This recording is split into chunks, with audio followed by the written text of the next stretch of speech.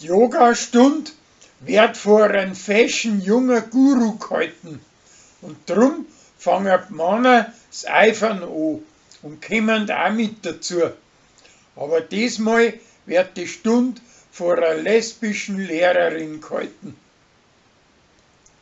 Der Uschi, seine preußische Tochter, bastelt einen Strohhalm aus Glas und Rosi ruiniert ihn und der Michi schweißt ihn wieder zusammen und der Hubert macht ihn wieder hin, wie er damit saufen möchte.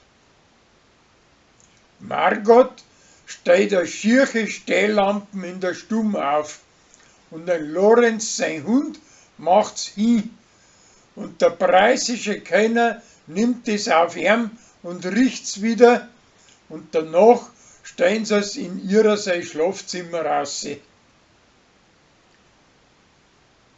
Weil er alle mit seinen kodigen Schuhen in die Stube reingeht, kauft's Fußpantoffeln für die ganz Hirber. Die schauen aber so deppert aus, dass es wieder bleiben lassen. Der Michi soll der neue Kapo von der Feuerwehr werden und möchte am Wochenende einen Lehrgang dafür machen.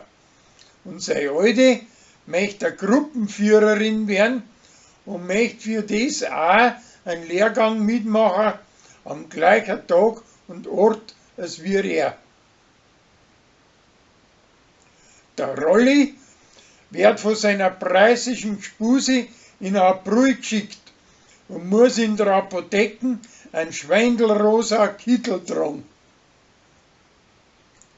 Der Chris ist jetzt auch dafür, dass er sich einen kalten Bauern runterreißt und einer Doktorin soll den nachher der Kathi einspritzen.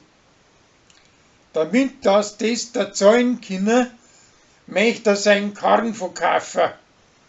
Aber weil er sich besoffen ans Steuer hockt und den Motor anmacht, nehmen die am Chandi sein Fetzen weg und hauen dem 500 € Strafe auf.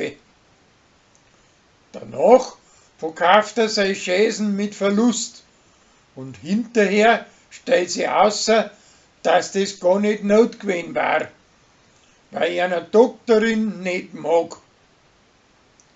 Wie er nachher mitkriegt, dass sie ihm angesungen hat, macht er Schluss mit ihr und schmeißt's aus seiner Hirbe raus. Aber der Patrick taucht auf und treibt sie mit ihr umeinander.